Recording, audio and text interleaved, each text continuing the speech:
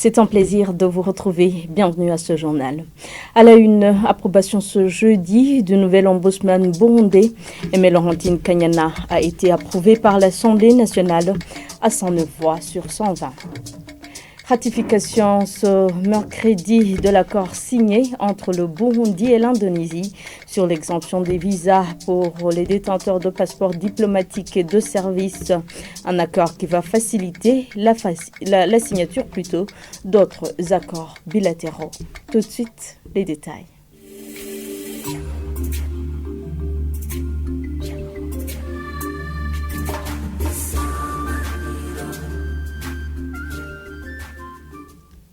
Encore une fois, bienvenue. Aimé Laurentine Kanyana est le nouvel ombudsman burundais. Elle était jusque-là chef de cabinet civil adjoint du président de la République. Elle remplace Edouard Nduwimana qui termine son mandat. Aubin Niomoudou.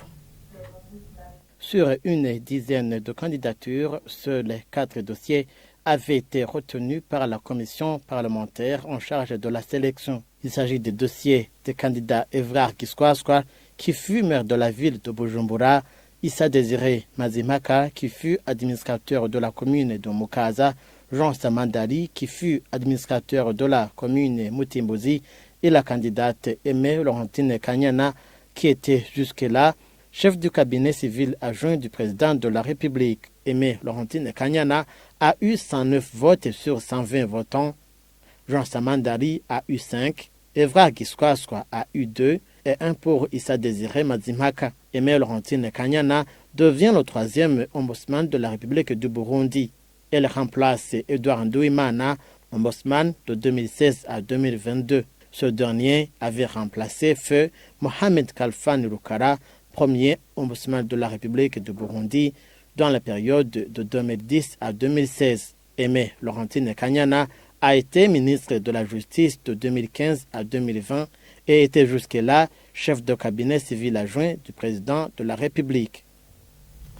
L'organisation Parsem, œuvrant pour le changement des mentalités, regrette que les recommandations issues des grandes réunions, comme le Forum économique de développement, soient jetées à la poubelle ce jeudi, un an après la tenue de ce forum. Faustin Dikoumana, le président de cette organisation, demande au gouvernement de les mettre en application pour que le pays puisse se développer. Suivez-le. On se disait que la date devait être une date fatidique par rapport à l'avancement des réformes. C'était une date fatidique qui devait être inscrite dans les annales de l'histoire de notre pays. En conclusion, nous avons conclu qu'il y a vraiment un problème. Il y a une culture de vouloir vraiment ignorer les recommandations, les documents qui doivent orienter la vision, la gestion du pays. Donc on dirait que ce sont des documents qui pèsent, qui se transforment en épée de Damoclès pour nos dirigeants. Et vraiment, ils ne veulent pas vraiment s'affranchir des recommandations. C'est comme un fardeau. Et vous avez parlé de ce qui doit être fait. C'est la sortie des recommandations. Documents. Le slogan Burundi émergent d'ici 2040. Il faut l'expliquer davantage. Il faut expliquer qu'est-ce qu'un pays émergent. Est-ce que la population burundaise ou burundaise avait intériorisé ou compris à ce que doit être un pays émergent d'ici 2040. Les réunions d'évaluation qui devaient être tenues n'ont pas été tenues. Donc il faut que les recommandations sortent et mettent en application le nécessaire. Très récemment, quand je parlais de la feuille de route, c'était ça pour montrer qu'il y a des changements de comportement liés à une nouvelle de la gouvernance. Avant d'entamer les secteurs porteurs de croissance et l'évaluation des dividendes de développement. Nous poursuivons ce journal avec la page coopération. L'accord signé le 22 septembre 2022 à New York entre le gouvernement du Burundi et le gouvernement d'Indonésie sur l'exemption de visa pour les détenteurs de passeports diplomatiques et de services a été étudié pour ratification par le Conseil des ministres ce mercredi. Prosper Ntagwamiye, secrétaire général et porte-parole du gouvernement, rapporte que la ratification de cet accord va faciliter la signature d'autres accords bilatéraux, notamment celui sur la protection des investisseurs. Suivez le porte-parole du gouvernement. Dans le souci de renforcer les relations bilatérales et de coopération, Le gouvernement de la République d'Indonésie et le gouvernement de la République du Burundi ont signé le 22 septembre 2022 à New York l'accord sur l'exemption de visa pour les détenteurs de passeports diplomatiques et de services. Le gouvernement du Burundi conclut ce type d'accord avec des États avec lesquels il entretient depuis longtemps de bonnes relations. Les titulaires de passeports diplomatiques ou de services bénéficieront ainsi d'une liberté de déplacement accrue dans les deux pays. Le présent accord vient répondre au souci de voir les deux nations développer davantage leurs relations d'amitié et de faciliter la circulation de leurs ressortissants respectifs dans le respect du principe d'égalité et de réciprocité. La ratification de cet accord va faciliter la signature d'autres accords bilatéraux, en particulier l'accord sur la prévention de la double imposition et la protection des investissements, en vue d'encourager l'augmentation des investissements entre les deux pays. Après échange et débat, le projet a été adopté avec comme recommandation de veiller à ce que le Burundi tire profit de cet accord avec ce pays qui s'est très rapidement développé.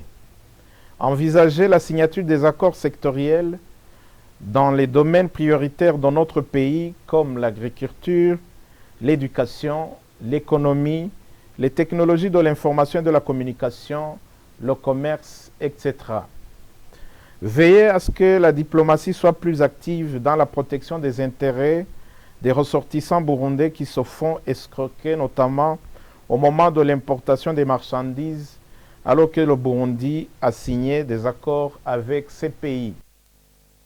Les eaux des puits de forage de certaines localités de la plaine de la Rusizi ne remplissent pas les conditions d'eau potable. Le professeur Pierre Claver Ngenzebuhoro, chimiste, explique que les eaux des puits de forage de la zone Gatumba sont très salées. Selon lui, les gens de cette localité devraient utiliser une source d'eau potable. Il intervient au moment où les gens de la localité de Kagerere utilisent les eaux de puits pour la cuisson.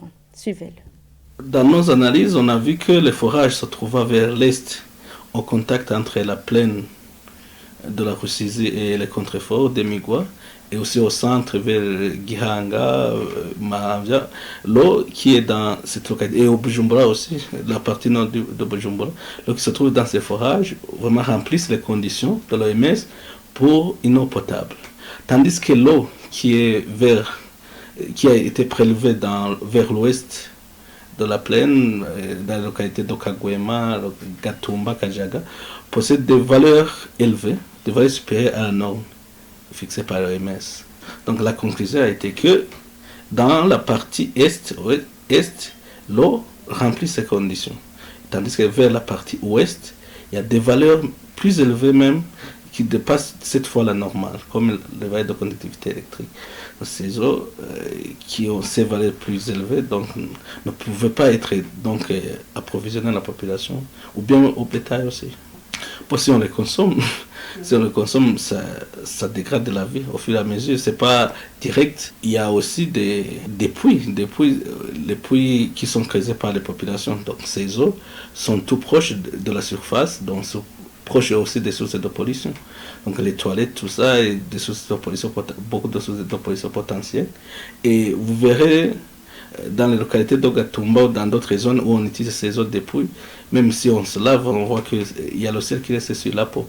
Imaginez-vous, alors si ça reste dans l'estomac, donc ça cause de grands problèmes. Ce sont des éléments chimiques élevés qui sont dans l'estomac, qui circulent dans les organismes. Donc c'est un grand problème pour les gens qui utilisent ces eaux, dont les éléments, les concentrations sont supérieures à la norme fixée par l'OMS. Moi, je crois qu'il y a des fois, il y a des tolérances qu'on peut faire. Par exemple, vers Kagwema ou dans la localité d'Okajeke, il y a des valeurs énormes de conductivité électrique ou de minéralisation, bon, un peu supérieures à la norme. Là, si le code de l'eau était appliqué, il y avait une texte d'application. Alors, des textes d'application, là, on pouvait définir la norme de tolérance. Mais il y a d'autres endroits comme Gatumba, le delta de la Rusizi, où nous observons des valeurs plus élevées, plus de cette fois. Là, je crois que les autorités, la population devraient vraiment abandonner ces forages et trouver d'autres sources ailleurs pour approvisionnement en eau potable. Et c'est par ici que prend fin ce journal. Merci à tous de l'avoir suivi. Bonne suite des programmes avec la télévision Isanganiro.